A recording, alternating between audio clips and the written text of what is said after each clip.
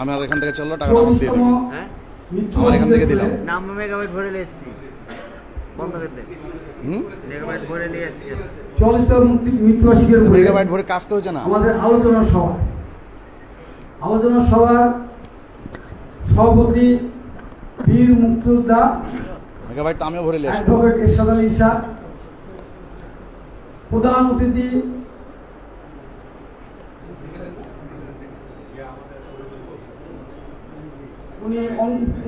উনি এখনো আসে পৌঁছায়নি, অনুপস্থিত আছেন আমাদের সাবেক ভিসি রফিকুল সাহেব।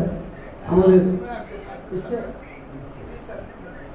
প্রধান বক্তা আমাদের খুব সিনিয়র প্রবীণ নেতা অ্যাডভোকেট কাসেম,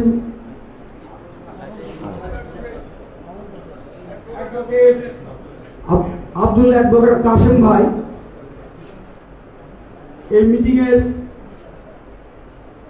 সঞ্চালনে আমাদের সাধারণ সম্পাদক মামুন রশিদ মামুন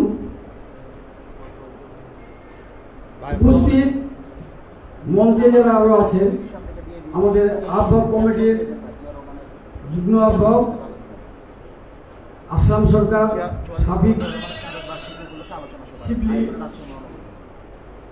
রাজশাহী মহানগরীর উপস্থিত সদস্যগণ, সকল অঙ্গ সংগঠনের নেতৃবৃন্দ, 7 থানার উপস্থিত হয়নি, এখনো বাকি আছে, কিছু আছে সামনে।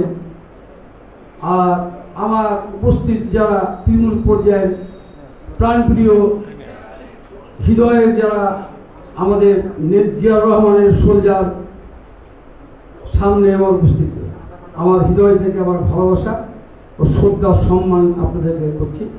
জিয়াউর রহমানের যে আমরা এখানেতে এসছি, জিয়াউর রহমান কিভাবে এদেশে এসছে, কে কি ছিলেন, কোথা থেকে এসছেন, এ দেশটা কিভাবে তৈরি হয়েছে, তারই আলোচনা আমাদের পক্ষে নেই। তো আমরা এখানে যেহেতু আমাদের গেস্ট আছে, আমাদের এখানে আমরা অতিথি হিসাবে আমাদের বক্তব্য বিএনপির শোনার কথা, জানার কথা। আমরাই যদি সব বলি তাহলে কিন্তু উনাদেরকে পেলে আর বলতে হবে না, তাহলে আমরাই সব বলব। এই কারণে জন্য আমি চাচ্ছি এইখানে আমরা আমাদের যে অতিথি সম্মানীয় যারা ব্যক্তি আছে তাদেরকে আমরা শ্রদ্ধা ও সম্মান করি। আমার থেকে কাসেম ভাই বহু সিনিয়র, সার যে আসবেন রফিকুল সাহেব, উনিও সিনিয়র না, আমাদের সমবয়সী তাদের কাছে। ঈশা ভাই তারা এখানে আমাদের এনামুল ভাই আমাদের সিনিয়র। তো ওনারা আপনাদের সামনে আপনাদেরকে আমাদের স্বাধীনতার মুক্তিযোদ্ধার চেতনা জিয়াউর রহমানের পুরে আপনাদেরকে সব কিছু জানাবে বা আপনাদেরকে আলোচনা করবে, আপনাদের সাথে আপনারা এই আলোচনায় আপনারা শুনবেন। তো আশা করি আপনারা আমাদের দেশটাকে সম্মান দেবেন, যে বক্তব্য দেবেন সে বক্তব্যগুলোকে আপনারা খুব ভালোভাবে শুনবেন। ওরা এই বক্তব্যের মাধ্যমে জিয়াউর রহমানের 19 দফা থেকে আরম্ভ করে যা করে সম্পূর্ণ আপনাদেরকে অবগত করবে। এই জন্য আমি আপনাদেরকে অবগত করছি যে আপনারা আমি বলি আমার বক্তব্য শেষ করছি। আপনারা সকলেই সুন্দর থাকুন, ভালো থাকুন, আল্লাহ সুস্থ রাখুন। তার সঙ্গে জিয়াউর রহমান উনি মারা গেছেন, তাকে শহীদের দরজা দান করুন, তাকে জান্নাতুল ফেরদৌস দান করুন। বাংলাদেশ জিন্দাবাদ, ভারতের জিন্দাবাদ, তারেক রহমান জিন্দাবাদ। সকলকে ধন্যবাদ। আল্লাহ হাফেজ। সম্মানিত সুধীবৃন্দ, আপনাদের দৃষ্টি আকর্ষণ করছি, আপনার গেটে ঢোকার সময় হাতের ডান দিকে দেখবেন যে আমাদের এই আজকে জিয়াউর রহমান সাহেবের 40তম জন্মবার্ষিকী উপলক্ষে শাহাদত বার্ষিকী উপলক্ষে আমাদের এখানে তার জীবনী, বেগম খালেদার জীবনী এবং তথা জাতীয় ধরনের বিভিন্ন তথ্য সম্বলিত একটা বই মেলা অনুষ্ঠিত হচ্ছে। আপনারা সবাই ওই বই মেলার বইগুলি দেখে আপনারা সবাই যে কোনো একটি ছোট বই হলেও কিনবেন, তাহলে আমাদের এই বইমেলাও এই সার্থক হবে। সকলকে অনুরোধ করছি যেন একটা অন্তত একটা ছোট বই কিনেন। আসসালামু আলাইকুম। ধন্যবাদ।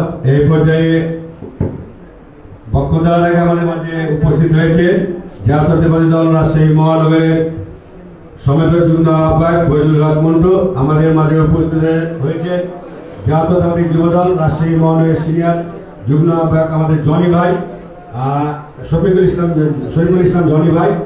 এই পর্যায়ে আমি বক্তব্য রাখার জন্য অনুরোধ করছি জাতীয়তাবাদী দল রাজশাহী মহানগরের সম্মানিত সদস্য সচিব মামুনুর রশিদ মামুন ভাই।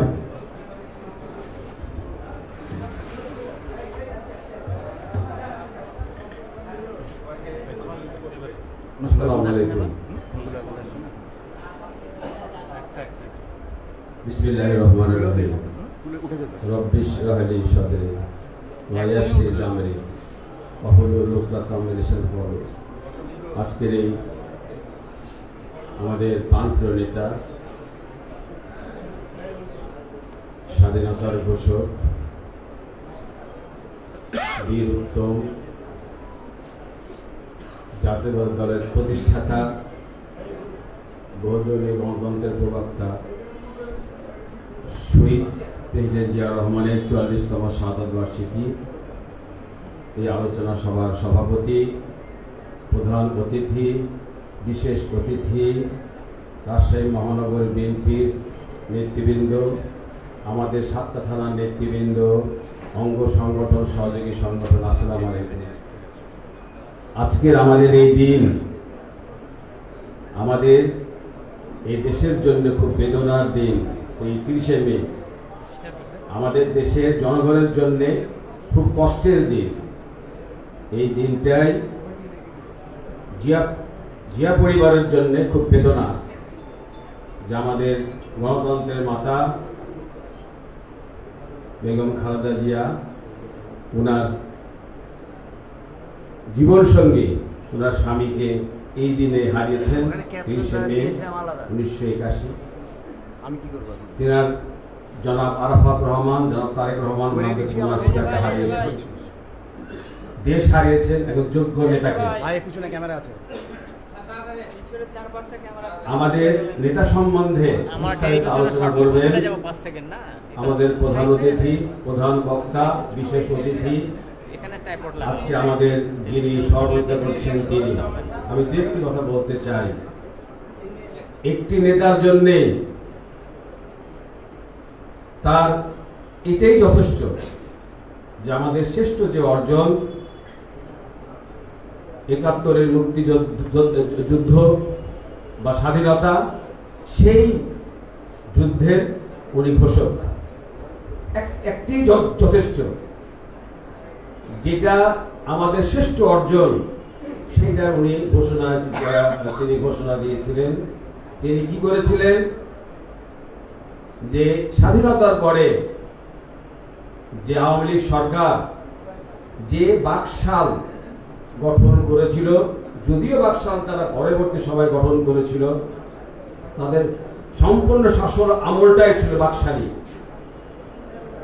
তাদের বিরুদ্ধে যে রাজনৈতিক দলগুলো কথা বললেই তাদেরকে দমন পীড়ন করেছে। আপনারা সকলেই জানেন, এখানে যারা আছেন তিনারা সেই সময় রাজনীতির সঙ্গে জড়িত ছিলেন। সেই স্বৈরাচার শেখ মুজিবুর রহমান সেই সময় বিরোধী মতকে খুন করে, হত্যা করে দমন করেছিল। একটি পর্যায়ে বাকশাল গঠন করে সমস্ত রাজনৈতিক দলকে নিষিদ্ধ করেছিল। আমাদের নেতা শহীদ প্রেসিডেন্ট জিয়াউর রহমান, উনি এই রাষ্ট্রের দায়িত্ব নেওয়ার পরে সমস্ত দলকে রাজনীতি করার সুযোগ দিয়েছিল। এই জন্য ওনাকে বলা হয় বহুদলীয় গণতন্ত্রের প্রবক্তা, যিনি আমাদের এই জাতীয়তাবাদী দলের প্রতিষ্ঠাতা। আমাদের অতিথিবৃন্দ, প্রধান অতিথি, প্রধান বক্তা ওনারা বলবেন, কিন্তু আমাদের এই ১৯৮১ সালের ৩০শে মে আমাদের বেদনার দিন, আমাদের কষ্টের দিন। এই দিন আমরা আমাদের নেতাকে হারিয়েছি, এই দিন আমাদের যোগ্য রাষ্ট্রনায়ককে হারিয়েছি। আর যিনি সম্বন্ধে দেশ এবং বিদেশ সকলেই বলেছে যে যিনি দুর্নীতির মুক্ত ছিলেন, স্বজন প্রীতি উনার মধ্যে ছিল না, দুর্নীতি উনার ঘাড়ের কাছে আসতে পারেনি, এমন এক নেতা দেশি এবং বিদেশি ষড়যন্ত্রের দ্বারা উনি নিহত হন, উনি শহীদ হন। ওনার মাগফিরাত কামনা করি। আমি ছোট্ট একটি কথা বলতে চাই। বর্তমান দেশের পরিস্থিতি খুবই ভয়াবহ। 28শে মে আমাদের নেতা জনাব তারেক রহমান বলেছেন, দিল্লি নয়, পিন্ডি নয়, নয় অন্য কোন দেশ, সবার আগে বাংলাদেশ। এই কথাটি খুবই গুরুত্বপূর্ণ। উনি কি চিন্তা ভাবনা ধারণ করেন ওনার ভিতরে, উনি কি চিন্তা ভাবনা করেন এখানে প্রকাশ। উনি বলতে চেয়েছেন যে আমরা কারো দাসত্ব স্বীকার করি না, কারো আমরা অধীনে না, এটা উনি বলেছেন। এটার বিশাল বড় ব্যাখ্যা ওনার কাছে আছে, এই ব্যাখ্যায় আমরা যাচ্ছি না। কিন্তু এটাতে প্রমাণ হয় উনি দেশকে মহব্বত করেন, উনি দেশকে ভালোবাসেন, এই কথা এটাই প্রমাণ করে। এটার বিশদ ব্যাখ্যা যদি সম্ভব হয় আমাদের নেতৃবৃন্দরা দিবেন। উনি আরেকটি কথা বলেছেন, দেশকে একটি সুষ্ঠু ধারায় ফিরিয়ে আনার জন্য উনি বলেছেন ডিসেম্বরের মধ্যে নির্বাচন হতে হবে, দিতে হবে, এই কথা উনি বলেননি, হতে হবে। আমরা কি দেখলাম? 10 মাস ডক্টর ইউনূস অন্তর্বর্তীকালীন সরকার তারা কি করছে? তারা তাদের ইচ্ছা মতন এই রাষ্ট্র চালাচ্ছে। এই রাষ্ট্রে এ সংস্কার যে সংস্কারের কথা বলে তারা নির্বাচন পিছাতে যাচ্ছে, সেই সংস্কারের ধারের কাছেও তারা নাই। তারা কি করছে তারাই জানে। এই জন্য আমাদের জনাব তারেক রহমান উনি এটা বলেছেন, উনি যথার্থই বলেছেন যে দিতে হবে। কোন ক্রমে এটা আমরা এই যদি নির্বাচন পিছিয়ে যায় এটা আমরা বরদাস্ত করব না, মানব না। আরেকটি দল জামাত ইসলাম, গতকালকেই আমি দেখেছি ওরা বলছে যে শেখ হাসিনা স্বৈরাচারের চাইতেও বলে আমরা খারাপ, আমরা নির্বাচন চেয়েছি, আমরা নির্বাচনের ডেট ঘোষণা করব, এই জন্য তারা বলছে আমরা বলে স্বৈরাচারের চেয়েও খারাপ শেখ হাসিনার চাইতে। তারা বলছে যে স্বৈরাচার তো আইনের দোহাই দিয়ে নির্বাচন করেছে, আর আমরা নিজেরা ডেট ঘোষণা করছি। আমাদের প্রধান অতিথি উপস্থিত হয়েছেন,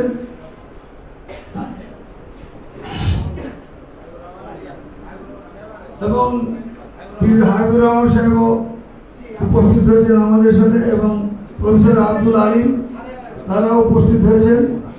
সুধীবৃন্দ, এখন আমরা ওই মামুন ছোট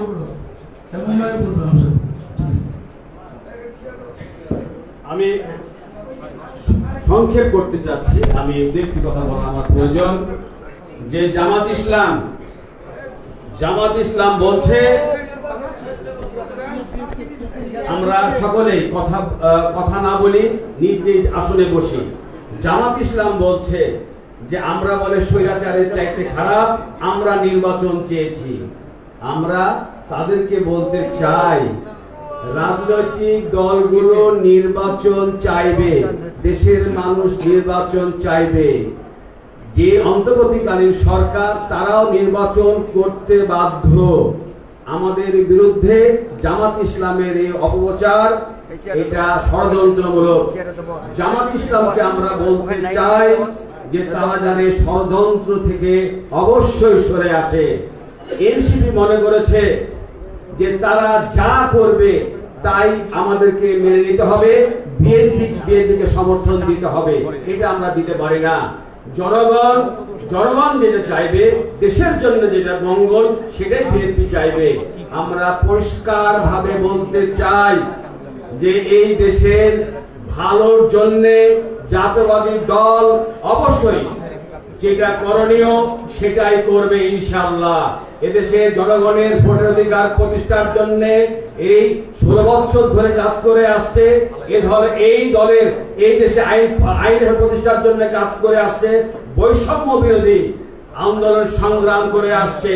আমরা বলতে চাই, আরো একটু কথা বলতে চাই, আপনারা যে কোটা সংস্কার আন্দোলন করেছেন, বৈষম্য বিরোধী আন্দোলন করেছেন, এইটাতে দেশের মানুষের সমর্থন ছিল, জাতীয় দল বিএনপির সমর্থন ছিল। আপনারা যদি মনে করেন আপনাদের একাই একার দ্বারা হয়েছে, আমরা বলবো এইটা আপনাদের সাংঘাতিক একটি অযৌক্তিক একটা আপনাদের ধারণা, আপনাদের চিন্তা ভাবনা। এই জন্যই বলবো দেশের প্রয়োজনীয় সংস্কার সেটা আমরাও চাই, আমাদের তারেক রহমানও চাই। সংস্কার করে ডিসেম্বরের মধ্যে নির্বাচন দিতে হবে।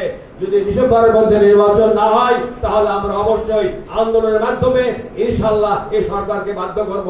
আমি আমাদের শহীদ প্রেসিডেন্ট জিয়া রহমানের রুহের মাগফিরাত কামনা করে 71 থেকে জুলাই আগস্ট পর্যন্ত যারা শহীদ হয়েছেন তিনাদের রুহের মাগফিরাত কামনা করে আমি আমার বক্তব্য শেষ করছি। শহীদ প্রেসিডেন্ট জিয়া রহমান অমর হোক, বেগম খালেদা জিয়া জিন্দাবাদ, আগামী রাষ্ট্রনায়ক তারেক রহমান জিন্দাবাদ। আল্লাহ হাফেজ। ধন্যবাদ মামুন ভাই। এই পর্যায়ে বক্তব্য রাখার জন্য অনুরোধ করছি পরিবেশ ও নদী বাঁচাও সংগঠনের সভাপতি, জাতীয়তাবাদী দল রাজশাহী মহানগরের সাবেক সাধারণ সম্পাদক ইনামুল ইসলাম ভাইকে তার অ্যাডভোকেট ইনামুল ভাইকে তার মূল্যবান বক্তব্য রাখার জন্য অনুরোধ করছি।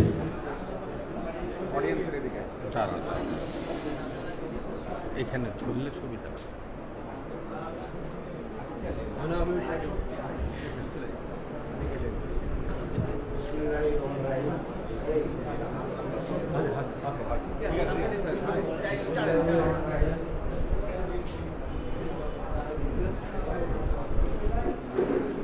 স্বাধীনতার ঘোষক সেন্ট্রাল কমান্ডার বাংলাদেশ বহুদলীয় গণতন্ত্র এবং সার্কের অন্যতম প্রতিষ্ঠাতা শহীদ রাষ্ট্রপতি জিয়া রহমান সাহেবের 40তম শাহাদাত বার্ষিকী উপলক্ষে আয়োজিত আজকের সভার সম্মানিত সভাপতি, মঞ্চে উপস্থিত প্রধান অতিথি, বিশেষ অতিথিবৃন্দ এবং আমার সামনে উপবিষ্ট বিএনপি সহ অঙ্গ সংগঠনের সাথী বন্ধু, আমার পক্ষ থেকে মুদি ও কনভেন পাতা আন্দোলনের পক্ষ থেকে সারা শুভেচ্ছা গ্রহণ করি। শহীদ রাষ্ট্রপতি জিয়া রহমান সম্বন্ধে ইতিমধ্যে বেশ কয়েকটি কথা আমি বলে ফেলেছি। শহীদ রাষ্ট্রপতি জিয়া রহমান তিনি মুক্তিযুদ্ধের ঘোষক ছিলেন। কোন সময়? যখন গোটা জাতি উত্তাল, স্বাধীনতার সপক্ষে, মজলুম জননেতা মৌলানা আব্দুল হামিদ খান ভাসানী যখন ঘোষণা করে দিয়েছে স্বাধীনতা, তখনও শেখ মুজিবকে হুঁশিয়ার করেছিলেন, তুমি গোল টেবিল বৈঠকে যেও না, তারা তোমাকে ক্ষমতা দেবে না, স্বাধীনতা তুমি ঘোষণা দাও। তিনি শুনেন নাই, কর্ণপাত করেন নাই। তারপরে 25 তারিখ পর্যন্ত তিনি অপেক্ষা করেছেন পাকিস্তানের প্রধানমন্ত্রী বা রাষ্ট্রপতি হওয়ার জন্য। এহেন অবস্থায় পাকিস্তানি আর্মি যেটা কাজটা করলো, সামরিক জান্তা, আপনারা সবাই জানেন যে এই আলোচনার মধ্য দিয়ে যে সামান্যতম পশ্চিমা সামরিক বাহিনীর সদস্য ছিল, তারা সামরিক বাহিনীর সদস্যদেরকে নিয়ে আসলো বাংলাদেশে, নিয়ে আসলো এবং তারা 25শে মার্চ রাত্রে কালো যে অন্ধকার, কালো রাত্রি, সেই অন্ধকারে তারা আমাদের বাংলাদেশের মুক্তিকামী মানুষের উপরে ঝাঁপিয়ে পড়ল, নির্বিচারে হত্যা করল। তার আগে বলে না ভালো, তাজউদ্দিন সাহেব শেখ মুজিবকে বলেছিলেন, টেপটা নিয়ে গেছিলেন যে আপনি স্বাধীনতা ঘোষণা করুন, তোরা কি আমাকে দেশদ্রোহী বানাতে চান? শেখ মুজিব এই কথাটাই বলেছিল। এই মতো অবস্থায় শহীদ রাষ্ট্রপতি জিয়া রহমান স্বাধীনতার ঘোষণা দান করেন। এদেশের মানুষ মুক্তিযুদ্ধের সপক্ষে সংগঠিত হল। তিনি নিজে মুক্তিযুদ্ধে অংশগ্রহণ করে একটি সেক্টর কমান্ডার হলেন। বন্ধুদের দৃষ্টি আকর্ষণ করছি, তিনি রাষ্ট্রীয় ক্ষমতা আসার পরে বাংলাদেশি জাতীয়তাবাদ এই দর্শনের কথা তিনি বললেন। কেন বললেন? কারণ তার আগে বাঙালি জাতীয়তাবাদ ইসলামী আইন ও শাসনের পক্ষে এবং সমাজতন্ত্রের পক্ষে ত্রিধারা গ্রহণ ছিল আমাদের দেশের রাজনীতি। জিয়াউর রহমান সাহেব সেই জাতিকে বিভক্ত জাতিকে ঐক্যবদ্ধ করার জন্য বাংলাদেশি জাতীয়তাবাদ তিনি ঘোষণা দিলেন। বাঙালি জাতীয়তাবাদ বলতে হলে পারে অন্যান্য ক্ষুদ্র যে নৃতাত্ত্বিক জাতিগোষ্ঠী রয়েছে আমাদের, সাঁওতাল, কোল, ভিল, তারপরে মুরাং সহ পাহাড়ি অঞ্চলে ক্ষুদ্র ক্ষুদ্র জাতীয় সত্তাকে অস্বীকার করা হয়। বাঙালি জাতীয়তাবাদ মানে এটা হয়, যার ফলে জাতি বিভক্ত হয়। অন্যদিকে ইসলামিক শাসনের পক্ষে যে সমস্ত রাজনৈতিক দলগুলোর কথা বলে, যারা কথা বলে, তারা এদেশের সংখ্যাগরিষ্ঠ মানুষ ধর্মভেদ, হিন্দু বলেন, বৌদ্ধ বলেন, খ্রিস্টান বলেন, সেক্ষেত্রে তারা বলছে ইসলামের কথা বলে, ইসলাম শাসন ব্যবস্থার কথা বলে তারা মূলত জাতিকে বিভক্ত করেছেন। অন্যান্য জাতির সত্তাগ্রহণকে তারা অস্বীকার করেছেন, হিন্দু, বৌদ্ধ, খ্রিস্টানকে অস্বীকার করেছেন। জিয়াউর রহমান সাহেব সেই বিভক্ত জাতীয় সত্তাকে ঐক্যবদ্ধ করার জন্য বাংলাদেশি জাতীয়তাবাদের দর্শনের কথা উনি রাজনীতি নিয়ে এলেন। এর আগে আবুল ফজল সাহেব এবং আবুল মনসুর এরা বলেছিলেন, কিন্তু সূত্রায়িত করেননি।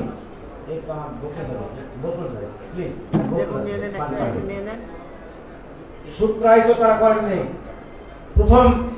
প্রথম রাষ্ট্রপতি জিয়াউর রহমান বাংলাদেশি জাতীয়তাবাদের তিনি দর্শনকে প্রতিষ্ঠা করেন বাংলাদেশ জাতীয়তাবাদী দল গঠনের মধ্য দিয়ে। এরপর একটা কথা না বললেই নয়, এই দর্শনকে, এই রাজনীতিকে প্রতিষ্ঠিত করার জন্য রাজশাহীতে যারা নিরলস প্রচেষ্টা করেছিলেন তারা কিন্তু আজকে কেউই নাই, কেউই নাই। আমাদের শ্রদ্ধেয় ইমরান আলী সরকার সাহেব, কালাম চৌধুরী সাহেব, অধ্যাপক একরামুল হক সাহেব, S M Emdadur Rahman, advocate Jahangir সাহেবরা সবাই মারা গেছে। তারাই কিন্তু আজকে যে আপনারা এই যে উত্তরাধিকার বিএনপি, তারাই কিন্তু এই বিএনপিকে তারা প্রতিষ্ঠিত করে গেছে নিরলস প্রচেষ্টার মাধ্যমে। এবং প্রত্যেকজনই এক একজন দিকপাল ছিলেন এক একটা সাবজেক্টের বিষয়ে।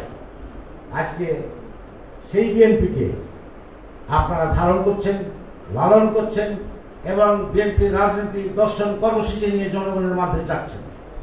এখন যে বিএনপি দর্শনের কথা আমি বললাম এর আগে, এখন যেটা দরকার, যদি আপনি, আমি, এদেশের মানুষ জিয়াউর রহমানকে সত্যিকার অর্থে যদি নেতা মনে করেন, জিয়াউর রহমান সাহেবের আদর্শকে যদি সত্যিকার মানেন, তার রেখে যাওয়া যদি গঠনতন্ত্রকে মানেন, তার লক্ষ্য ছিল বাংলাদেশের জাতীয়তাবাদের মাধ্যমে বাংলাদেশের তৎকালীন সমগ্র বাংলাদেশের জনগণকে ঐক্যবদ্ধ করা, ইস্পাত কঠিন ঐক্যের মধ্যে নিয়ে আসে। এই ঐক্য রাখার জন্য, আনার জন্য বিএনপিকে 19 দফা কর্মসূচি দিয়েছিলেন দেশের উন্নয়নের জন্য। আজকে কি বলে রিজার্ভ বেড়েছে, আমার উমুক বেড়েছে। এই রিজার্ভ আসে কোথা থেকে আসে? গার্মেন্টসের প্রতিষ্ঠাতা হলেন রাষ্ট্রপতি জিয়াউর রহমান।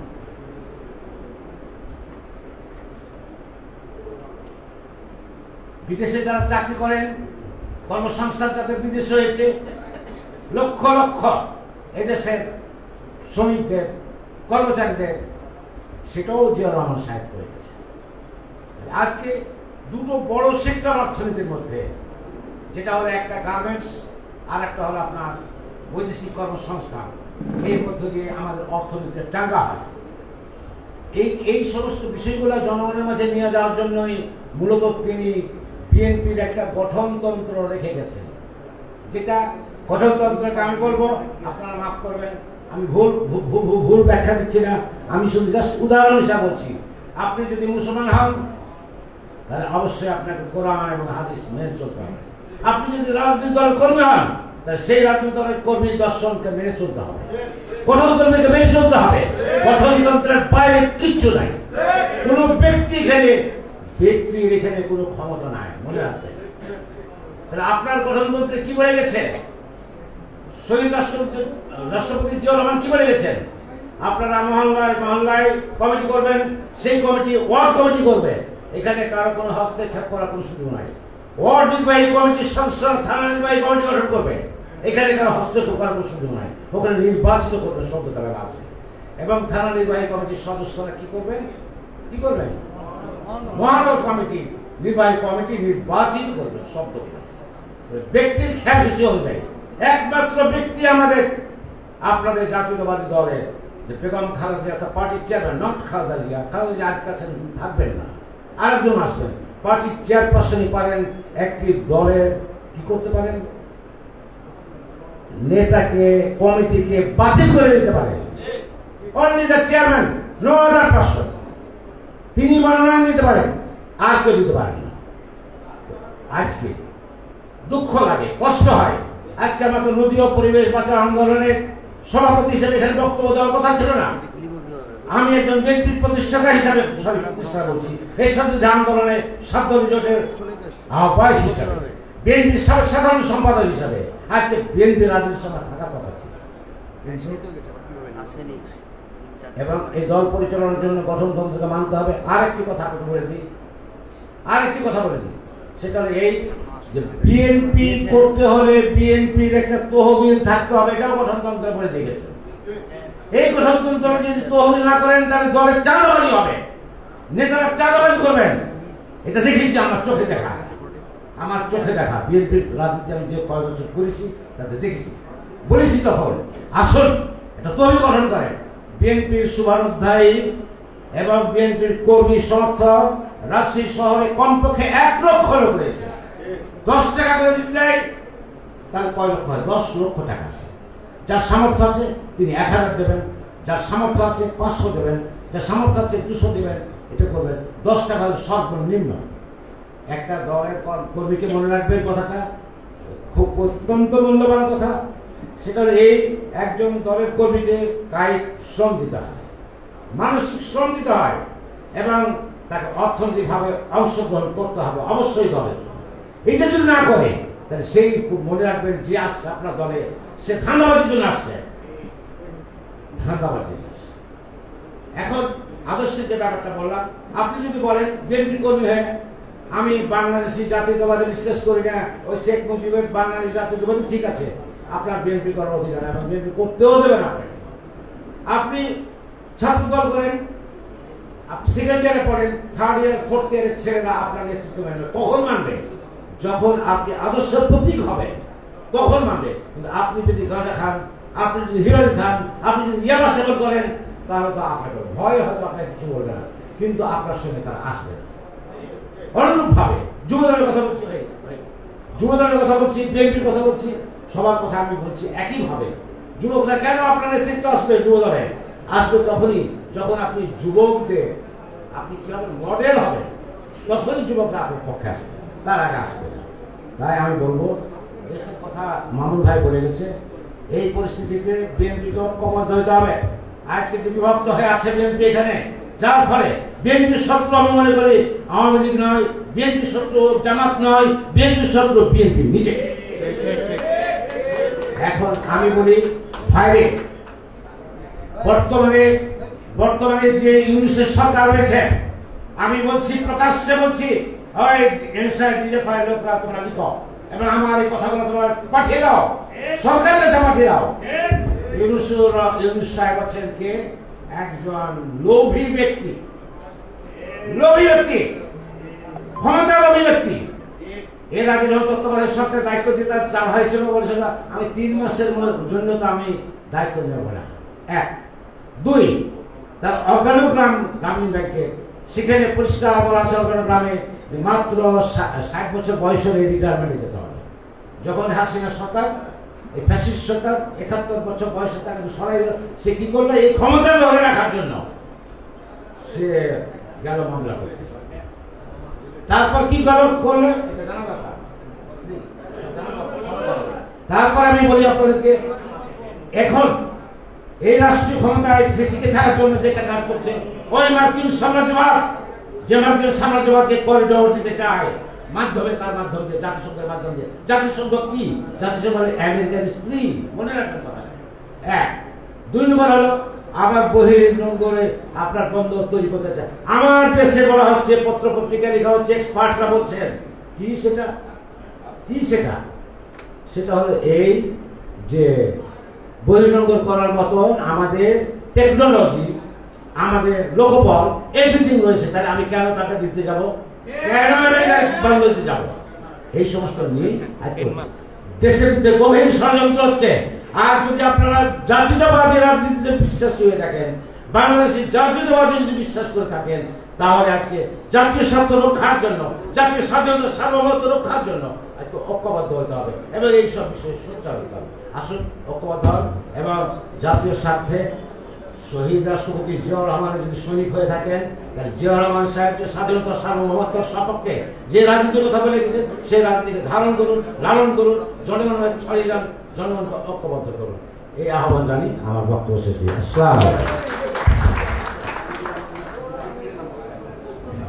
ধন্যবাদ এনামুল ভাই।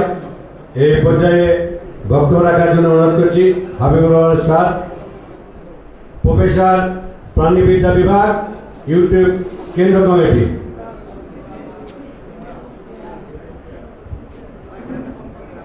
বিসমিল্লাহির রহমানির রহিম। আমি আসলে বেশি কথা বলতে পারি না, তারপরেও আপনাদের সামনে চেষ্টা করছি। আজকে শহীদ প্রেসিডেন্ট জিয়াউর রহমানের শাহাদত বার্ষিকী উপলক্ষে রাজশাহী নগর বিএনপির উদ্যোগে আয়োজিত মিলাদ দোয়া মাহফিল অনুষ্ঠানে সম্মানিত মহানগরের সভাপতি, সম্মানিত মহানগরের সেক্রেটারি, প্রধান অতিথি এবং মঞ্চ উপবিষ্ট নেতৃবৃন্দ, সামনে উপবিষ্ট সকল জাতীয়তাবাদী পরিবারের সদস্যবৃন্দ, আসসালামু আলাইকুম। আমি প্রথমেই শহীদ প্রেসিডেন্ট জিয়াউর রহমানের আত্মার মাগফিরাত কামনা করছি। উনারকে আল্লাহ যেন বেহেশত নসিব করেন। উনার ছেলে জনাব আরাফাত রহমান কুকু, ওনারা যেন আল্লাহ বেহেশত নসিব করেন। আমাদের বিএনপির চেয়ারপারসন বেগম খালেদা জিয়া, উনি যেন সুস্থ সুন্দরভাবে বেঁচে থাকেন আমাদের মাঝে এবং দল পরিচালনা করতে পারেন। আর আমি আল্লাহর কাছে কামনা করছি আমাদের অ্যাক্টিং চেয়ারম্যান জনাব তারেক রহমান, উনি যেন জিয়াউর রহমানের মতে করে দলটিকে সুন্দরভাবে পরিচালনা করতে পারেন এবং মানুষ যেন তাকে দেশ পরিচালনার দায়িত্ব দেন, এই কামনা করছি। শহীদ প্রেসিডেন্ট জিয়াউর রহমান স্বাধীনতার ঘোষকের নাম। বাংলাদেশ স্বাধীন হয়েছে, উনি স্বাধীনতার ঘোষক। অ্যাকচুয়ালি উনি প্রেসিডেন্ট জিয়াউর রহমান না, উনি আল্লাহর নিয়ামক হিসাবে বাংলাদেশে কিন্তু আবির্ভূত হয়েছেন 1936 সালের 19শে জানুয়ারি গাবতলী উপজেলাতে। আল্লাহ ওনাকে নিয়ামক হিসাবে কিন্তু বাংলাদেশে পাঠিয়েছেন। উনি কি করেছেন আমি খুব সংক্ষেপে বলবো। উনি স্বাধীনতার ঘোষণা দিয়েছেন। উনি কি করেছেন এর আগে বক্তা উনি বললেন যে বাংলাদেশের যে প্রধান উপার্জন গার্মেন্টস, উনি প্রতিষ্ঠা করেছেন। বিদেশি কর্মী পাচার উনি প্রথম প্রতিষ্ঠা করেছেন। আমাদের যে পররাষ্ট্রনীতি, সফল পররাষ্ট্রনীতি, অর্থাৎ প্রথম রাশিয়া, ইন্ডিয়া, ইনাদেরকে বাদ দিয়ে প্রথম উনি আমেরিকা এবং চায়নার সঙ্গে সংযোগ স্থাপন করেন। এবং উনি পররাষ্ট্রনীতি একটা সুন্দর ধারাবাহিকতার জন্য স্যার প্রতিষ্ঠিত করেছিলেন। উনি কি করলেন? স্বাধীনতা ঘোষণার পর 1975 সাল যখন দেশ টালমাটাল, উনি সিপাহী জনতার মাধ্যমে বাংলাদেশের ক্ষমতাভার গ্রহণ করে উনি কি করলেন? বাংলাদেশের বহুদলীয় গণতন্ত্র উনি প্রবর্তন করলেন, যেটা ছিল না, পত্রিকা ছিল না, 4টে মাত্র পত্রিকা ছিল, আমরা কথা বলতে পারতাম না। উনি বহুদলীয় গণতন্ত্র প্রবর্তন করলেন। উনি কি করলেন? উনি আসার পরে দেখলেন এই দেশ অত্যন্ত খারাপ অবস্থায় আছে, তলাবিহীন ঝুড়ি যেটাকে বলা হয়। উনি শুরু করলেন ওনার বিপ্লব। 19 দফার মাধ্যমে উনি বিপ্লব করলেন। কি করলেন? কৃষি বিপ্লব করলেন। কৃষিতে উনি খাল কেটে ধান চাষের মাধ্যমে এই দেশের খাদ্যে স্বয়ংসম্পূর্ণ পরিণত করলেন। এই তলাবহন ঝুড়িতে উনি কিসের মাধ্যমে? 19 দফার কৃষি বিপ্লবের মাধ্যমে। উনি কি করলেন? দেখলেন এই বাংলাদেশে পৃথিবীর মধ্যে সবচেয়ে যুবক, অর্থাৎ 25 থেকে 30 বছরের লোকজন কিন্তু বেশি এই বাংলাদেশে। উনি কি করলেন? যুব উন্নয়ন মন্ত্রণালয় প্রতিষ্ঠিত করলেন। প্রথম উনি প্রতিষ্ঠিত করেছেন যে যুবকরা কি করবে?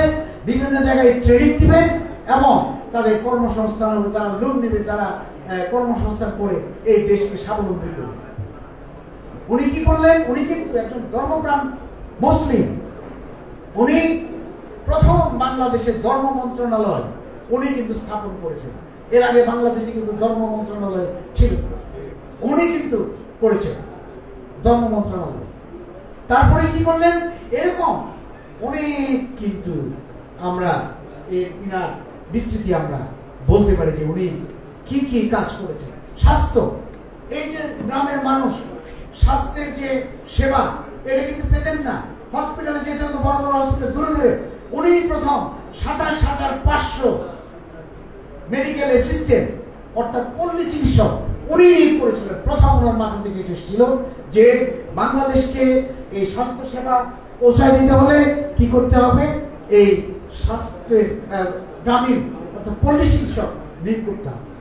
ওনার মাথায় এসেছিল যাতে করে বাংলাদেশের এই যে মানুষ মারামারি, হানাহানি, কাটাকাটি করে যাতে করে থানায় যে কেস না করে, এই জন্য উনি গ্রাম সরকার প্রতিষ্ঠিত করেছিলেন। অনেক কাজ কিন্তু উনি করেছিলেন। ওনার কাজের পরিস্থিতি শেষ করা যাবে না। উনি ছিলেন অত্যন্ত নৈতিক, অত্যন্ত সৎ, অত্যন্ত মিশুর। উনি যারা মেধাবী, যারা শিক্ষক, যারা ভালো ভালো জ্ঞানী মানুষ, উনি কিন্তু ওনাদেরকে হুট করে ডাকতেন, আসেন আমাকে একটু পরামর্শ দিন। উনি কিন্তু এইভাবে এই সুন্দর একটি বাংলাদেশ স্থাপনের, জাতীয়তাবাদী স্থাপনের চেষ্টা কিন্তু উনি করেছেন এবং উনি কিন্তু সফল হয়েছেন। আমি মনে করি এই বাংলাদেশ জাতীয়তাবাদী দলের এখন যেটা উচিত হবে, জিয়াউর রহমানের এই চরিত্রকে, জিয়াউর রহমানের এই কার্যক্রমকে আমাদের মধ্যে ধারণ করে একতাবদ্ধ হয়ে আমাদের কাজ করতে হবে। আজকেই কিন্তু কাজ শেষ হবে না, আমাদের অনেক কাজ। এই দেশকে গড়তে হলে বিএনপিকে করতে হবে বলে আমি মনে করি। বিএনপি ছাড়া এই দেশ গড়ার মতো খুব একটা আর অন্য কোনো দল আছে বলে আমি মনে করি না। ফলে বিএনপির লোকজনদের কিন্তু অনেক দায়িত্ব, অনেক অনেক দায়িত্ব। ফলে আপনারা সকলেই সচেষ্টভাবে এই দায়িত্ব পালন করে বিএনপিকে এগিয়ে নিয়ে যাবে। এখন আর জাস্ট আমি দুটো কথা বলেই শেষ করছি। সেটা হলো, এর আগে বক্তা উনি বলে গেলেন পরিবেশ নিয়ে উনি কথা বলছেন। বর্তমানে বাংলাদেশের পরিবেশ কিন্তু অত্যন্ত খারাপ। আমি কিন্তু জলবায়ু পরিবেশের কথা বলছি না, আমি রাজনৈতিক পরিবেশের কথা বলছি। যেটা কিন্তু এই রাজনৈতিক পরিবেশ যেটা হয়েছে, যেমন আমি একটা উদাহরণ দিই। ইউনুস সরকার, উনি একজন বিজ্ঞ মানুষ, উনি একজন ডক্টরেট মানুষ, উনি একজন নোবেল লরেট, ওনাকে আমরা শ্রদ্ধা করি। কিন্তু ওনার বর্তমান যে কার্যকলাপ সেটা কিন্তু প্রশ্নের উদ্রেক করেছে। কেন উদ্রেক করেছে? উনি সবসময় বলেন সংস্কার করবেন। কালকে কি একটা সংবাদ দেখেছেন? নগদে 150 কোটি টাকা এই কয়েকদিনের মধ্যে 9-6 হয়েছে। এই নগদ একটা বিরাট প্রতিষ্ঠান, অর্থনৈতিক প্রতিষ্ঠান, যে প্রতিষ্ঠানটা আমাদের পোস্টাল ডিপার্টমেন্টের অধীনে চলে। এই পোস্টাল ডিপার্টমেন্ট মানে পোস্টাল মন্ত্রী যেটা আর কি মিনিস্টার এর মাধ্যমে চলে। কিন্তু দেখা যাচ্ছে যে এই নগদে আগের যারা ছিল ওই যে দূষক, এই দূষক যারা ছিল স্বৈরাচারের দূষক, তারাই কিন্তু এখনো অনেকেই কিন্তু ওখানে বহাল আছে। শুধুমাত্র যিনি সিইও ছিলেন উনি শুধুমাত্র এখন দেশ ত্যাগ করেছেন, উনার পরিবর্তে এই এনসিপির একজন নেতা, এনসিপির একজন মানে উপদেষ্টা যিনি ছিলেন, এপিএস না পিএস ছিলেন, উনি কিন্তু এটাকে আপনার গ্রহণ করেছেন। গ্রহণ করে 45 লক্ষ টাকা 9 মাসের বেতন ওই যে স্বৈরাচারের দূষণ তাকে কিন্তু পরিশোধ করেছে। কিসের মাধ্যমে? ব্যাংকের মাধ্যমে, ওয়ান ব্যাংকের মাধ্যমে, ওয়ান ব্যাংক এর মাধ্যমে পরিশোধ করেছে স্পষ্ট। তারপরে এই যে বিভিন্ন দূষণের এগুলো করছে, কোথায় কোথায় সংস্কার? এটি কি সংস্কার? ওখানে এই নগদের বাজার অর্থনৈতিক জায়গায় এই স্বৈরাচারীদের বসায় রেখে এনসিপি নেতৃবৃন্দ এখান থেকে টাকা নয়ছয় করবে, এটি কি সংস্কার? এই সংস্কার প্রশ্নবোধক। ফলে আমরা চাই আগামী ডিসেম্বরের মধ্যে ইউনিয়ন সরকারের বোধগম্য হবে, উনি নির্বাচন দেবেন, এটি খুব তাড়াতাড়ি নির্বাচনের রুট ম্যাপ গ্রহণ করবেন, বাংলাদেশে একটা নির্বাচন হবে, জনগণ যাকে পছন্দ করবে ওনারা ক্ষমতায় আসবেন, আমরা তাদেরকে সহযোগিতা করব। আর যদি বিএনপি ক্ষমতায় আসে তাহলে এই শহীদ প্রেসিডেন্ট জিয়াউর রহমানের এই ধ্যান ধারণাকে পুঁজি করে দেশ পরিচালনা করতে হবে এবং দেশের মানুষের মন জয় করতে হবে। আমি আজকের মতো এখানে শেষ করছি। আমাকে এরপরেও যদি এখানে বলতে আসতে দেয়, আমি অত্যন্ত গর্ববোধ করছি আপনাদের রাজশাহীবাসী মানুষের সামনে দুটি কথা বলতে পেরে। আমি অত্যন্ত স্বাচ্ছন্দ্য বোধ করছি। আমি আশা করি পরবর্তীতেও আমরা যেন এখানে দুটি কথা বলতে পারি। আমরা শিক্ষক মানুষ, লেকচার দিয়ে আমাদের অভ্যাস, তবে এত বড় মানে ছাত্রছাত্রীদের মাঝে দিতে আমরা বেশি স্বাচ্ছন্দ্য বোধ করি। আমি সবাইকে আমার কৃতজ্ঞতা জানিয়ে, আমি নগর বিএনপির সমস্ত মানুষকে কৃতজ্ঞতা জানিয়ে, এখানে যারা আমার কথা শুনছিলেন তাদেরকে কৃতজ্ঞতা জানিয়ে আমি এখানে শেষ করছি। আসসালামু আলাইকুম। সুধীবৃন্দ, আপনারা নিশ্চয়ই লক্ষ্য করেছেন যে এখানে একটি বইমেলা হচ্ছে। আমাদের বিএনপির প্রতিষ্ঠাতা চেয়ারম্যান জিয়াউর রহমান, আমাদের 3 কেন্দ্রের প্রধানমন্ত্রী গণতন্ত্র নেতা বেগম খালেদা জিয়া, বর্তমান আমাদের ভারপ্রাপ্ত চেয়ারম্যান তারেক রহমান সহ বিএনপির বিভিন্ন কর্মশালা এবং তাদের জীবনীমূলক বই এখানে বিক্রি হচ্ছে, প্রদর্শনী হচ্ছে। আপনারা এই বইগুলো যে যতটুকু পারেন একটু কিনে তাদের এই বইমেলা যেন সাফল্য করেন। সকলকে ধন্যবাদ। ধন্যবাদ। এই পর্যায়ে বক্তব্য রাখার জন্য অনুরোধ করছি প্রফেসর ডক্টর আব্দুল আলিম, সভাপতি জাতীয়তাবাদী শিক্ষক ফোরাম, রাজশাহী বিশ্ববিদ্যালয়। ওনাকে আমাদের আরো কিছু যেহেতু সংক্ষিপ্ত বক্তব্য করার জন্য একটু অনুরোধ করছি।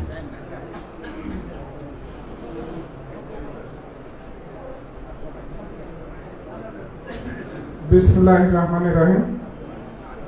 জাতীয় দল রাজশাহী মহানগর কর্তৃক আয়োজিত আজকের এই অনুষ্ঠানের শ্রদ্ধাভাজন সভাপতি, প্রধান অতিথি প্রফেসর রফিকুল ইসলাম স্যার, বিশেষ অতিথিবৃন্দ ও আমার সামনে উপবিষ্ট জাতীয় দলের নেতৃবৃন্দ, সমর্থকবৃন্দ, সবাইকে আমার সংগঠন জাতীয়তাবাদী শিক্ষক ফোরাম রাজশাহী বিশ্ববিদ্যালয়ের পক্ষ থেকে শুভেচ্ছা এবং অভিনন্দন। আজকে আমাদের মহান নেতা জিয়াউর রহমানের মৃত্যুবার্ষিকীর যে আলোচনা, আপনারা জানেন এদেশে উনি যখন নেতৃত্বে ছিলেন, স্বাধীনতার পরে উনি 19 দফা দিয়েছিলেন। তার মধ্যে অন্যতম একটা দফা ছিল এদেশের কৃষি এবং কৃষকের নিয়ে একটি দফা। আমরা জানি 1948-এর তেভাগা আন্দোলন এবং 57 কাকমারি আন্দোলন ছাড়া এদেশের কৃষককে নিয়ে কেউ কখনো কোনো কিছু করেননি। কিন্তু আমাদের এই নেতা এসে এদেশের বন্যা এবং দুর্যোগ কবলিত বাংলাদেশের সাধারণ কৃষকদের জন্য উনি কৃষি নীতি ঘোষণা করেন, বীজ নীতি ঘোষণা করেন। তার ফলশ্রুতিতে আজকের বাংলাদেশের আধুনিক কৃষির আজকের এই উত্থান, এর গোড়াপত্তন উনি করেছিলেন। এবং ওনার সুযোগ্য সন্তান আমাদের ভারপ্রাপ্ত চেয়ারম্যান, আপনারা জানেন যে উনি ফার্মার্স কার্ড ঘোষণা করছেন। ইনশাল্লাহ আগামী ইলেকশনের মাধ্যমে যদি দল ক্ষমতায় আসে অবশ্যই কৃষকদের মানে অধিকারের সুনিশ্চিত হবে, এই আশাবাদ ব্যক্ত করছি এবং আগামীতে আমরা ঐক্যবদ্ধভাবে কাজ করে যাব এই আশাবাদ ব্যক্ত করি আমি আমার সংক্ষিপ্ত বক্তব্য শেষ করছি। সবাইকে ধন্যবাদ। আসসালামু আলাইকুম। ধন্যবাদ। এই পর্যায়ে বক্তব্য রাখবেন আজকের প্রধান বক্তা আমাদের অ্যাডভোকেট আব্দুল কাশেম স্যার, সাবেক সভাপতি, বর্তমান সভাপতি অ্যাডভোকেট আমাদের বার অ্যাসোসিয়েশনের সভাপতি আব্দুল কাশেম স্যার।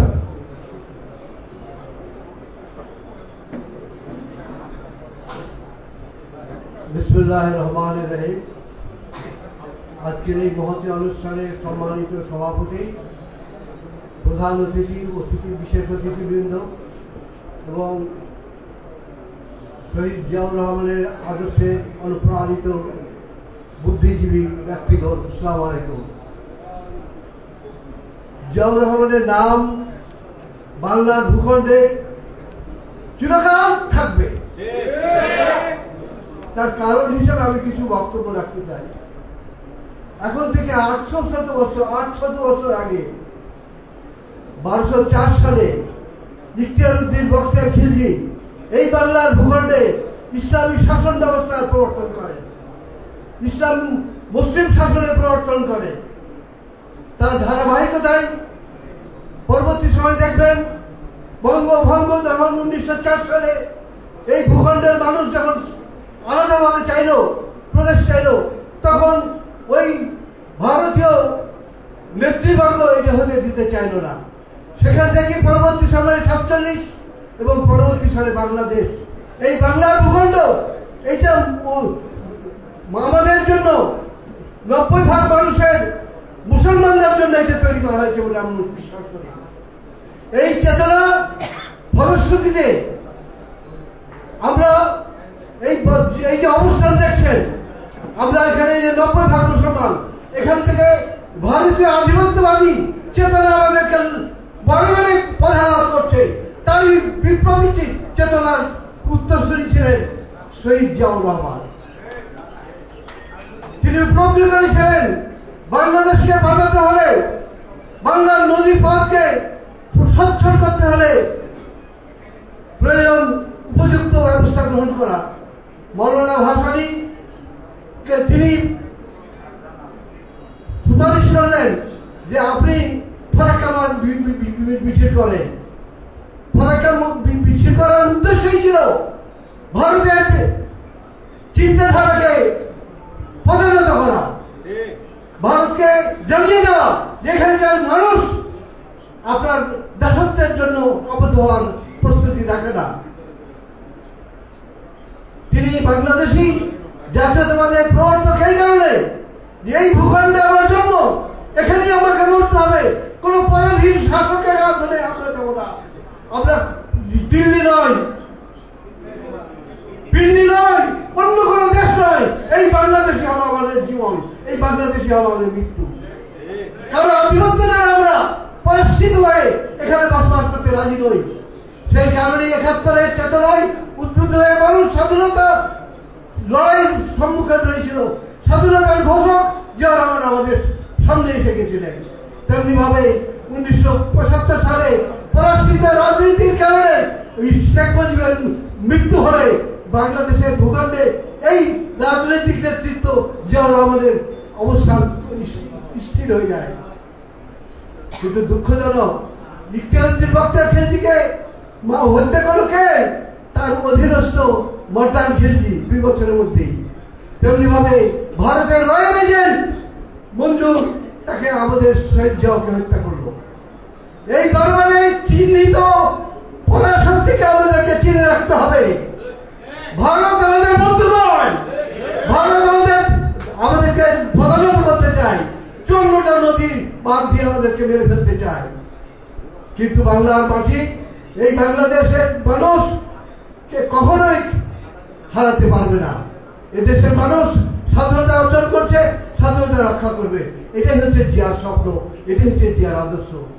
স্বাধীনতার প্রবর্তক ঘোষক জিয়াউর রহমান অম্লান হয়ে থাকবেন আমাদের মাঝে। আজকে দেখেন 17টা বছর যে নির্যাতন করলো, একটা বিএনপিকে তারা হাতে নিতে পারে নাই। কারণ এই বিএনপি হচ্ছে বাংলাদেশের চেতনার প্রতীক, বাংলাদেশের আদর্শের প্রতীক, বাংলাদেশের স্বাধীনতা সার্বভৌমত্বের প্রতীক। ধন্যবাদ। আসসালামু আলাইকুম।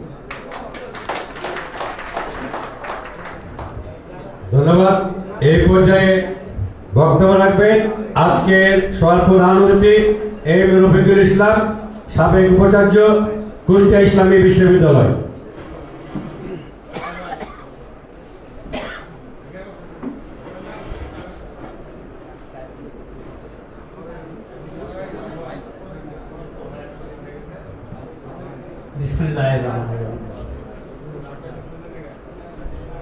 শহীদ রাষ্ট্রপতি জিয়াউর রহমানের 40তম শাহাদত বার্ষিকী উপলক্ষে আয়োজিত এই দোয়া এবং আলোচনা অনুষ্ঠানের সম্মানিত সভাপতি জনাব অ্যাডভোকেট সাহেব, মহানগর বিএনপির আহ্বায়ক, উপস্থিত আছেন আমাদের সবার শ্রদ্ধেয় রাজশাহীবারের বারবার নির্বাচিত সভাপতি অ্যাডভোকেট আবুল কাশেম, মঞ্চে উপবিষ্ট বিশেষ অতিথিবৃন্দ এবং বিএনপির নেতা এবং কর্মীবৃন্দ, আসসালামু আলাইকুম। আপনারা অনেকক্ষণ ধরে শহীদ রাষ্ট্রপতি জিয়াউর রহমানের জীবন দর্শন, তার রাজনৈতিক কর্মকাণ্ড, অর্থনৈতিক কর্মকাণ্ড এবং জাতীয় চেতনা, তার ব্যক্তি জীবন সবকিছুই শুনেছি। আমরা জানি যে স্বাধীনতার পর 72-75 শাসন আমল বাংলাদেশকে একটি ধ্বংসের দ্বার প্রান্তে উপনীত করেছিল। দেশ থেকে গণতন্ত্র বিতাড়িত হয়েছিল, দেশে অর্থনৈতিক যে স্থিতিশীলতা বিনষ্ট হয়েছিল এবং রাজনীতি প্রায় নিষিদ্ধ হয়েছিল এবং বাংলাদেশ বিদেশিদের একটা দখলদারিত্বে পরিণত হতে যাচ্ছে। যদি সেই সময় শহীদ জিয়া রাষ্ট্র ক্ষমতায় অধিষ্ঠিত না হতে, তাহলে বাংলাদেশের ইতিহাস আজ অন্যভাবে থাকত। আমাদের সেই ধ্বংসের হাত থেকে, বিভেদের হাত থেকে এবং আমাদের যে নিজস্ব পরিচিতি ধ্বংস হতে চলেছিল তার হাত থেকে এই জাতিকে রক্ষা করেছিলেন শহীদ রাষ্ট্রপতি জিয়াউর রহমান। এই সম্পর্কে অনেকগুলো কথা এখানে আমরা শুনতে পারলাম এবং তিনি মাত্র 4 বছর রাষ্ট্র ক্ষমতায় অধিষ্ঠিত ছিলেন, খুবই স্বল্প সময়। এর বিপরীতে ফ্যাসিস্ট হাসিনা সরকারের কথা চিন্তা করেন, দীর্ঘ 2009 থেকে 24 16 বছর কিন্তু তার প্রতি এদেশের মানুষের ভালোবাসা কেমন ছিল একজন রাষ্ট্রপ্রধান, সরকার প্রধান এইভাবে চোরের মতো পালিয়ে যায়, এই অভিজ্ঞতা বাংলাদেশের মানুষের ছিল না। বিপরীতে আপনারা আরো 2টা রাষ্ট্রনায়কের কথা বলি। শেখ মুজিবুর রহমান, তিনিও খুবই জনপ্রিয় নেতা ছিলেন স্বাধীনতা পূর্ব অবস্থা। 71-এর পূর্বে তার মতো জনপ্রিয় নেতা বাংলাদেশে ছিল না, কিন্তু ক্ষমতায় আরোহণের পর তার জনপ্রিয়তা কোথায় নেমে গিয়েছে। তাকে যখন হত্যা করা হয়, সেই তার মৃতদেহ দেখার মতো লোক সেখানে ছিল না। শেখ হাসিনা বারবার আক্ষেপ করেছিলেন তার দলের লোকের কাছে, কোথায় ছিলেন সেদিন আপনারা, কেউ দেখতে যায়নি সেই মৃতদেহ। বিপরীতে আমাদের নেতা শহীদ রাষ্ট্রপতি যেদিন শাহাদত বরণ করেন, সেদিনে দেশের অবস্থার কথা চিন্তা করেন। দেশের সাধারণ মানুষের সেই দৃশ্য আপনারা দেখেন, সবাই চোখের পানি ফেলেছে, সাধারণ মানুষ অঝরে কেঁদেছে, গরিব মিসকিন যারা দরিদ্র মানুষ তারা বেশি কেঁদেছে। এত ভালোবাসতেন তারা শহীদ রাষ্ট্রপতি জিয়া রহমান। শেখ মুজিবের জানাজায় কয়টা জানাজা হয়েছে কিনা এটাও এখনো জানা যায় না, কিন্তু আমাদের রাষ্ট্রপতির জানাজা এত বৃহৎ জানাজা বাংলাদেশে হয়, পৃথিবীর অন্য দেশে হয়েছে কিনা আমার জানা নেই। এই যে দেশের মানুষের ভালোবাসা ছিল তার প্রতি, এটা কেন ছিল? এমনি তো হয়, তার কর্মে দেশের মানুষের উপকার হয়েছে, দেশ একটা শান্তি শৃঙ্খলা, দেশের শান্তি শৃঙ্খলা ফিরে এসেছিল। স্বাধীনতা উত্তর যে বিশৃঙ্খলা, হত্যার রাজনীতি, দখলের রাজনীতি শুরু হয়ে গিয়েছিল, আমরা শান্তিতে দেশে বাড়িতে ঘুমাতে পারতাম। সেখান থেকে তিনি দেশকে রক্ষা করেন, শান্তি শৃঙ্খলা ফিরিয়ে আনেন। এটা হচ্ছে প্রথম কথা। আপনারা আরো শুনলেন দেশের উন্নয়নে তিনি কত কাজ করেছেন, দেশকে ঐক্যবদ্ধ করার জন্য তিনি কত কাজ করেছেন। তিনি রাজনীতিবিদ ছিলেন না, কিন্তু তার মতো রাজনৈতিক প্রজ্ঞা কেউ দেখাতে পারে। কেন এটা হয়েছিল? তার লক্ষ্য ছিল মহৎ। তিনি সমস্ত ভালো ভালো বিশিষ্ট জ্ঞানী লোকের কাছে ডেকেছেন। দেশের দক্ষ রাজনীতিবিদ, বাম ডান কে কোথায় ছিল, সবাইকে একত্র করেছিলেন, করে দেশ পরিচালনা করেছিলেন। আমরা কিন্তু এই ধরনের একজন নেতার উত্তরসূরি। আমাদের বুঝতে হবে যে উনি সবসময় বলছেন, কি বলতেন, ব্যক্তির চেয়ে দল বড়, দলের চেয়ে দেশ বড়। আমাদের যদি এই বিশ্বাস থাকে, আমাদেরকে সেইভাবেই কাজ করতে হবে। ব্যক্তি কোনো বিষয় নয়, আমার দলের সিদ্ধান্ত কি, এবং আমার দেশের তাতে কল্যাণ হবে কিনা, এই লক্ষ্যেই আমাদের কাজ করতে হবে। আমি দুটা কথা এখানে বলতে চাই দেশের প্রেক্ষাপটে। আপনারা কি সবাই মনে করেন যে এই দেশের লক্ষ লক্ষ কোটি কোটি মানুষ রাস্তায় বের হয়ে এসেছিল শুধুমাত্র বৈষম্য বিরোধী আন্দোলন বা কোটা সংস্কারের জন্য? এটা মিথ্যা কথা। দীর্ঘ 16 বছর এদেশে বিএনপির উপর এবং সাধারণ মানুষের উপর যে নির্যাতন শেখ হাসিনা চালিয়েছে, দেশ থেকে গণতন্ত্র বিসর্জন দিয়েছে, পাতানো নির্বাচনের খেলা খেলেছিল, হত্যা, গুম, জেল, জরিমানার মাধ্যমে আমাদের জীবন অতিষ্ঠ হয়ে উঠেছিল। এদেশের সাধারণ মানুষ চেয়েছিল এই ফ্যাসিস্ট হাসিনার হাত থেকে মুক্তি। ফলে যখন ছাত্ররা কোটা সংস্কারের জন্য আন্দোলন করে, রাজপথে নামে, সেই আন্দোলনকে সাধারণ মানুষ অকুণ্ঠ সমর্থন দিয়েছিল এবং সেখানে বড় অবদান ছিল বিএনপি। যারা সেই আন্দোলনে নিহত হয়েছে তাদের একটা বড় অংশ, 422 জন হচ্ছে বিএনপির নেতারা। এখন প্রশ্ন হচ্ছে, যারা বলে যে আমাদের নেতৃত্বে এই আন্দোলন হয়েছে এবং সেই আন্দোলনের মাধ্যমে আমরা দেশকে আবার গণতন্ত্রের পথে ফিরিয়ে এনেছি, এই কথাটা ঠিক না। তারা নেতৃত্ব দেননি, তারা কিন্তু ডিবি হারুনের কাছে সারেন্ডার করেছে। তারা একদম ঘোষণা দিলেন যে আমরা এই আন্দোলন প্রত্যাহার করে নিচ্ছি। যদি তাদের আন্দোলনে তারা যদি নেতা হতো, সেই দিন রাজপথ থেকে এই জনতার স্রোত, ছাত্র জনতার স্রোত ছড়ে যেত, কিন্তু তাদের কথা কেউ শোনেনি। কেন? তাদের লক্ষ্য একটাই ছিল যে আমরা রাস্তায় নেমেছি শেখ হাসিনাকে বিতাড়িত করতে হবে। কাজে তাদের এই কথাটা ঠিক না। মানুষের দীর্ঘ 16 বছর বিএনপির প্রতি যে অত্যাচার হয়েছে, বিএনপিকে খান খান করার জন্য যে চেষ্টা করেছে সেইটা করতে পারেনি। বিএনপি একত্রবদ্ধ ছিল বলেই তারা কিন্তু এই আন্দোলনে অংশগ্রহণ করে দেশকে ফ্যাসিস্ট মুক্ত করেছে। কাজে আমাদের এই ধারণাটা মনে রাখতে হবে যে যারা আজকে এই ইটা নিতে চায়, মানে কি ক্রেডিটটা নিতে চায় যে আমরাই করেছি, এবং তারা কি করেছে, এর আগেও ছাত্ররা বড় বড় আন্দোলনে নেতৃত্ব দিয়েছে। আপনারা জানেন যে ভাষা আন্দোলন থেকে শুরু করে 69-এর গণ অভ্যুত্থান, 71-এর মুক্তিযুদ্ধ, ছাত্ররা যখন মাঠে নেমেছে তখনই কেবল আমরা আন্দোলন সফল হয়েছে। এবং 90-এর গণ অভ্যুত্থান, রাজনৈতিক দলগুলোতে দীর্ঘ 9 বছর আন্দোলন করলো, বিএনপি এমনকি আওয়ামী লীগ, জামাত সবাই আন্দোলন করেছে, কিন্তু শেষ মুহূর্তে যখন ছাত্ররা মাঠে নামলো এরশাদের পতন হয়েছে। ছাত্রদের মাঠে নামার ফলে সরকারের পতন হওয়ার বড় কারণ হচ্ছে যে ছাত্ররা রক্ত দিতে ভয় পায়।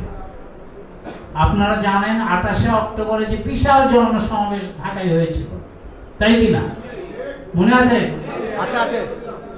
কিন্তু যদি সেই দিন পুলিশের ওই বুলেটের বিপক্ষে ছাত্রদের মতো আমরা ঘুরে দাঁড়াতাম, ওই দিন হাসিনার পতন হতো। আমরা দাঁড়াতে পারিনি, কেননা আমাদের বয়স ছিল অনেক বেশি। আমরা আমাদের ছেলে মেয়ের কথা চিন্তা করি, পরিবারের কথা চিন্তা করি, দলের কথা চিন্তা করি। ছাত্ররা এই চিন্তা কখনো করেনি। মুক্তিযুদ্ধও দেখে যারা মারা গেছে এরা সবাই কম বয়সী, যারা শহীদ হয়েছে যুদ্ধে এদের বয়স সবাই প্রায় 25। কাজে এই জন্য প্রত্যেকটা আন্দোলনের ক্ষেত্রে যখন ছাত্ররা সামনে এসে রক্ত দেয় তখন সেটা সফল হয়েছে।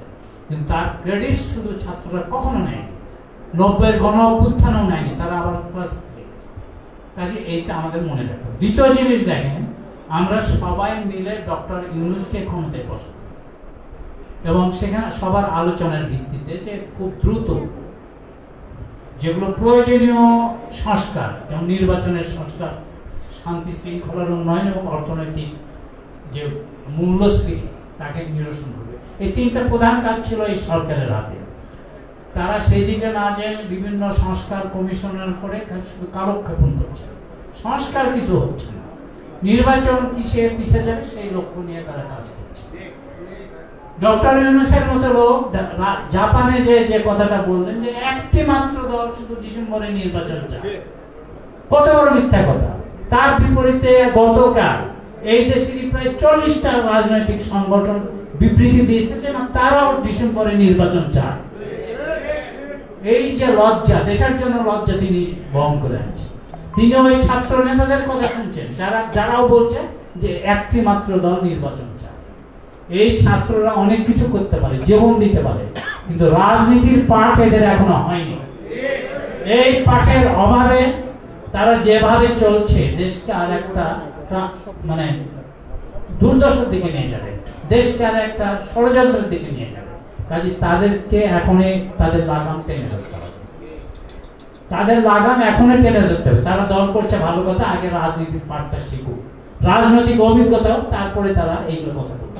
তেমনি আপনাদেরকে বলবো যে আমাদের সামনে একটাই লক্ষ্য, আগামী ডিসেম্বরে আমরা নির্বাচন চাই এবং এই জন্য আমরা সবাই বলেছি যে আমাদের ঐক্যবদ্ধ হতে হবে। ঐক্যের বিকল্প নাই। হতে পারে দুই নেতা দুই রকম চিন্তা করছেন, কিন্তু আমরা তো বিএনপির আদর্শ ধারণ করি। যখন আন্দোলনের ডাক দেব আমরা একই মঞ্চে যাব। যদি তা যেতে না পারি তাহলে কিন্তু দলের ঐক্য নষ্ট হবে এবং আমরা সফলতা আনতে পারবো। আমি আপনাদেরকে অনুরোধ করছি যে আমরা ঐক্যবদ্ধভাবে আমাদের নেত্রীর যে নির্দেশ হবে সেটা পালন করব এবং এই দ্রুত ডিসেম্বরের মধ্যে যে নির্বাচন হবে সেখানে আমরা অংশ নিয়ে দলকে বিজয়ী করব। আর একটা অনুরোধ করব যে অনেকে ধরে বসেছি যে আমরা তো ক্ষমতায় আসছি, কিন্তু এই কারণে অনেকের আচরণের মধ্যে ত্রুটি লক্ষ্য করা যাচ্ছে। আমাদের ভারপ্রাপ্ত চেয়ারম্যান বারবার বলছেন, আবদার করছেন, পুলিশকে ধরিয়ে দিতে বলেছেন, দল থেকে বহিষ্কার করছেন, কিন্তু আমরা কিন্তু সংশোধন হচ্ছি। এই জন্য আপনারা নিজেরা পাহারা দেন। যারা দলের স্বার্থ বিরোধী বা নির্দেশের বিপরীতে কাজ করেন তাদেরকে আপনারা নিজেরাই ধরিয়ে দেন তো ব্যবস্থা। আমি আপনাদেরকে এই অনুরোধ করছি। আমাকে এখানে প্রধান অতিথি হিসেবে আমন্ত্রণ জানানোর জন্য আমি মহানগর কমিটিকে ধন্যবাদ এবং কৃতজ্ঞতা জানাচ্ছি। আমি আবারও শহীদ জিয়ার আত্মার মাগফিরাত কামনা করি এবং আপনাদের সবার মঙ্গল কামনা করে আমার বক্তব্য শেষ করছি। আল্লাহ হাফেজ। বাংলাদেশ জিন্দাবাদ। ধন্যবাদ। এই পর্যায়ে বক্তব্য রাখার জন্য অনুরোধ করছি আজকের সভার সম্মানিত সভাপতি, জাতীয়তাবাদী দল রাজশাহী মহানগরের বিপ্লবী আহ্বায়ক বীর মুক্তিযোদ্ধা অ্যাডভোকেট এরশাদ আলী শাহ, তার সভাপতি সমাপনী বক্তব্য রাখার জন্য অনুরোধ।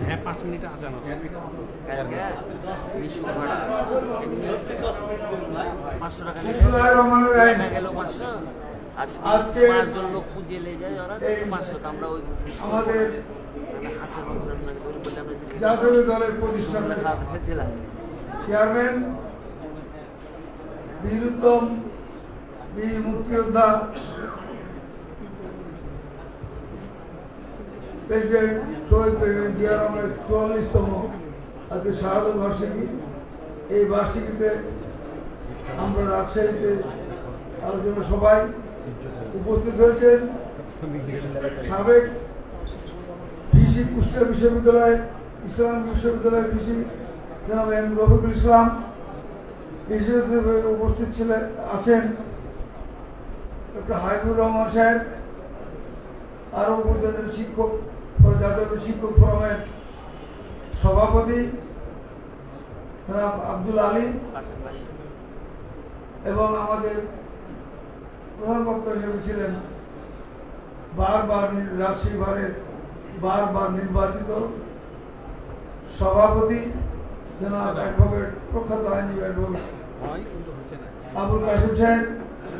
আরও এখানে উপস্থিত আছেন আমাদের সাবেক সাধারণ সম্পাদক নদী ও পরিবেশ বাঁচাও আন্দোলন বাংলাদেশের রাজশাহী অঞ্চলের সভাপতি। উপস্থিত আমাদের সদস্য সচিব জনাব মামুন, আমাদের যুগ্ম আহ্বায়ক আসলাম সরকার, সাবিক ইসলাম সাফি, তারপরে নজরুল হুদা সিনিয়র যুগ্ম আহ্বায়ক, আর আছে এখানে আমাদের শিবলি ভাই, মন্টু এবং উপস্থিত সকল থানা থেকে আগত, সময় নাই নাম বলতে পারছে না, সরি, আগত আমাদের সভাপতি এবং আহ্বায়ক, সাধারণ সম্পাদক, সদস্য সচিব, আমার বিভিন্ন অঙ্গ সংগঠনের নেতা কর্মীবৃন্দ, ভাইয়েরা, আসসালামু আলাইকুম। আমরা আজকে এখানে আমরা কিছু বক্তব্য রাখার জন্য আমরা আসি না, আমরা শুনতে এসেছিলাম এবং আপনারা সবাই যারা আমাদের বিশ্ববিদ্যালয়ের ভাইস চ্যান্সেলর সাহেব, যারা শিক্ষক সাহেব, শিক্ষকরা আমাদেরকে জানিয়েছেন, জিয়া রহমানেরা জীবনী সম্পর্কে আলোচনা করেছেন, নিশ্চয় আপনারা সেখান থেকে উপকৃত হয়েছেন আমি মনে করি এবং ভবিষ্যৎ এটা আপনাদের জন্য একটা পাথর হয়ে থাকবে। আপনারা এই কথাগুলি মনে রাখবেন এবং আমাদের নেতা কর্মীদের বিরুদ্ধে ছড়িয়ে দেবেন। আমি একটা কথা বলেছিলাম আপনাদেরকে, আমাদেরকে একটা পুস্তক পরিদর্শন হলেন, আমি অনুরোধ রাখবো আপনাদেরকে অন্তত খুব একটা দাম বেশি না, কিন্তু ছোটি বই কিনুন, একটা করে বই কিনুন, রাজশাহীর মান বাঁচান। আপনারা খালি জাতীয়বাদী দলের সদস্য হবেন, লেখাপড়া কিছুই করবেন না, মুখোমুখি শুনবেন আর স্তম্ভ বক্তব্য শুনবেন, এটা না করে একটা করে বই কিনে, খুব বেশি লাগবে না, খুব কম দামের বই আছে, সেগুলো আমি অনুরোধ করবো আপনাদেরকে একটা করে কেনার জন্য। দেখ সকলে দীর্ঘক্ষণ ধরে আপনার সময় দিয়ে এখানে বসেছেন, সেই জন্য আমি সকলকে ধন্যবাদ জানাচ্ছি, বিশেষ করে অতিথিদের যারা মূল্যবান সময় যারা ব্যয় করে এখানে আমাদের সময় দিয়েছেন। আমি এখানে আরো ধন্যবাদ জানাচ্ছি আমাদের অন্যতম যুগ্ম আহ্বায়ক সাফি, যিনি এই অনুষ্ঠান অত্যন্ত সুদক্ষভাবে সঞ্চালনা করেছেন, সেজন্য ধন্যবাদ সকলকে।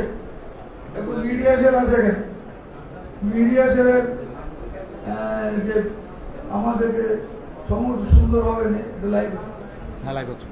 লাইভ করার জন্য এখানে বনি ও রাকেশকে ধন্যবাদ দিতেই হয়, না হলে তো ঠিক হবে। কারণ ওনারা আমাদের এই যে প্রাণবন্ত আলোচনাকে এটা ছড়িয়ে দিয়েছেন তারা বাংলাদেশে। এখানে তো দোয়ার কথা লেখা নাই, একটু দিলে ভালো হয়। আচ্ছা, সবাই দাবি করছে দোয়া একটু করা দরকার। আচ্ছা, আমাদের মুন্না আমাদের এটা খুব ছোট্ট করে দোয়া করছেন, কারণ যেহেতু একটা সাহায্যবাসী সকলকে ধন্যবাদ জানাই। আমি বক্তব্য শেষ করছি। দোয়ার পরে এই আমাদের আলোচনা এখানে সমাপ্তি হবে। আসসালামু আলাইকুম। لا حول ولا قوة إلا بالله العلي العظيم. اللهم صل على محمد وعلى آل محمد كما صليت على إبراهيم وعلى آل إبراهيم إنك حميد مجيد. اللهم بارك على محمد. শুরু করেন। আল্লাহু আমিন। اللهم آمين. اللهم آمين. ربنا ظلمنا أنفسنا وإن لم تغفر لنا من الخاسرين ربنا تقبل منا إنك أنت السميع العليم وتب علينا إنك أنت التواب الرحيم ربنا فاغفر لنا ذنوبنا وكفر عنا سيئاتنا وتوفنا مع الأبرار ربنا وآتنا ما وعدتنا على رسلك ولا تخزنا يوم القيامة إنك لا تخلف الميعاد اللهم رب ارحمهما كما ربياني صغيرا رب ارحمهما كما ربياني صغيرا يا رب العالمين আমরা প্রতিটা গুনাহগার বান্দা মাওলা ইয়া আল্লাহ মাগরিবের সময় মতো আল্লাহ মাহতুন হাত তুলেছি মাওলা ইয়া আল্লাহ আপনি আমার সমস্ত জীবনের গুনাহকে আল্লাহ আপনি maaf করিয়া দিন ইয়া আল্লাহ রাষ্ট্রপতি জিয়াউর রহমান সাহেব আল্লাহ আজকে ইন্তেকাল করেছিলেন মৃত্যুবাসী মাওলা ইয়া আল্লাহ উপলক্ষে করে আল্লাহ আমরা সবাই একত্রিত হয়েছি মাওলা বিএনপি জাতীয়বাদী ওলামা সমাজ ওলামা দল জাতীয়বাদী দল সমস্ত দলকে নিয়ে মাওলা হাত তুলেছি মাওলা ইয়া আল্লাহ খাস করে ওনার জান্নাতের ফয়সালা করে দিন মাওলা ইয়া আল্লাহ ওনার উঁচা মাকাম দান করে দিন মাওলা ইয়া আল্লাহ বাংলাদেশের তিনবার সব আল্লাহ সাথে maaf করে দিন মাওলা اللهم صل على محمد وعلى آل محمد رب ارحمهما كما ربياني صغيرا برحمتك يا أرحم الراحمين